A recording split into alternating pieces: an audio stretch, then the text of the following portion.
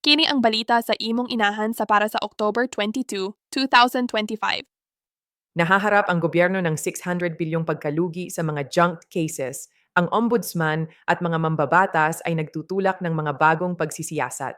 Ang mga infrastructure deal ay nagbunsod ng muling pagdarambong laban kina Duterte at GOTS. Reforma at paglilinis ng burokrasya ang itinampok ni Marcos. Ilusad sa DPWH ang bagong ERR alam sa right-of-way. Gipasidanan sa DepEd ang mga classroom na gipasagdan pabor sa mga proyekto sa baha. Daghang mga ahensya ang nag-atubang sa transparency sa proyekto samtang ang mga kritiko nanawagan sa pagbalanse sa mga budget sa infrastruktura ug baha. Ang isang bagong survey ng SWS ay nagpapakita na ang mas mababang presyo ng pagkain ang pamunahing pambansang prioridad na isinaalang-alang sa pagsusuri sa inflation.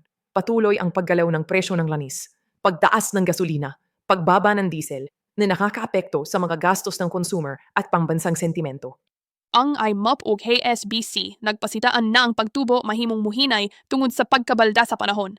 Giyahwag sa mga eksperto ang dugang nga mga kasabutan sa pamatigayon aron makunhuran ang mga taripa sa US.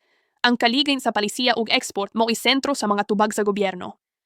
Pinasulong ng gobyerno ang pagtulak para sa mga MSME na gamitin ng AI, pangpapalawak ng koneksyon at mga insentibo. Nakikinabang ang mga MSME mula sa mga bagong tool at digital upgrade na natutulak sa paglago ng sektor. Yan ang balitang inamo para sa October 22, 2025. Follow us to get your daily news update.